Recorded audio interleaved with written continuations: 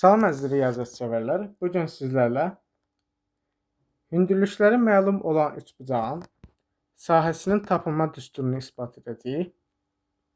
Deməli, verilmiş düsturda S üçbucağın sahəsini böyük H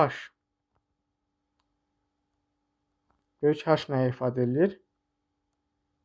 1 bölünsün H-a plus 1 bölünsün HB plus 1 bölünsün HC bölünsün 2-ni ifadə edir. H-a, HB, HC isə üçbucağın uyğun hündürlükləridir. Necə isbat edəcəyik? Heron düsturundan istifadə edirik. Heron düsturu necədir? S bərabərdir. Kök altında P vurulsun P minus A vur P minus B vur P minus C. Burada P yarım perimetr idi. Yəni A plus B plus C bölü 2. İndi nə edəcəyik? Məlumdur ki, S bərabərdir 1 bölünsün 2 vur A vur H-a. Həmçinin S bərabərdir 2-də 1 B vurulsun HB və S bərabərdir 2-də 1 C vurulsun HC. İndi bunu yarı perimetrdə yerinə yazsaq, yəni P bərabərdir. Əgər ABC-ni tapsaq uyğun olaraq 2S bölünsün H-a plus 2S bölünsün HB plus 2S bölünsün HC bölünsün 2. 2S mörtəzə xaricinə çıxır və 2-lər ixtisar gedir. Alınır S vurulsun 1 bölünsün HA plus 1 bölünsün HB plus 1 bölünsün HC. Daha sonra nə edirik? Daha sonra P minus A-nı tapsaq bərabərdir. Deməli, əgər mən burada 1 bölünsün H-a plus 1 bölünsün HB plus 1 bölünsün HC-ni əvəz etsəm, nə alınır? 2 vurulsun, S vurulsun, böyük H. Daha sonra P-ni yerinə yazıram 2SH minus A-nı yerinə yazıram 2S bölünsün H-a. Buradan da 2S mörtəzə xaricinə çıxır. Alınır H minus 1 bölünsün H-a.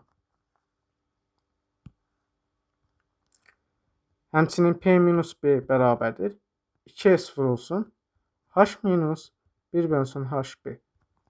Eyni ilə P minus C bərabərdir 2S vurulsun H minus 1 bölünsün HC. Və Heron düsturunu da yerinə yazsaq, yəni gəlin Heron düsturunu kvadrata yüksəldək. S kvadratı bərabərdir. P-ni yerinə yazıram 2SH. P minus A-nı yerinə yazıram. Deməli, nə yazıram? 2S H minus 1 bölünsün H-a vurulsun 2S H minus 1 bölünsün HB vurulsun 2S H minus 1 bölünsün HC. O da bərabərdir. Deməli, 2 S-ləri vursaq 16S üstü 4 vurulsun H vurulsun H minus 1 bölünsün H-a vurulsun H minus 1 bölünsün HB vurulsun H minus 1 bölünsün HC. Hər tərəfi S kvadratına bölsək, alırıq ki, 1 bərabərdir. 16 vurulsun S kvadratı, vur H, vur 1 minus, daha doğrusu 1 minus yox. Deməli, nə alınır?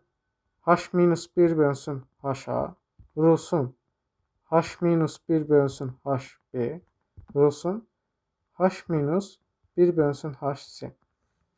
Onda buradan da S kvadratı bərabərdir. Ne alınır? 1 bölünsün 16 vurulsun H vurulsun H minus 1 bölünsün HA vurulsun H minus 1 bölünsün HB vurulsun H minus 1 bölünsün HC. Daha sonra S'i kök altına da ala bilərik. Necə olacaq? S bərabərdir 1 bölünsün 4 vurulsun kök altında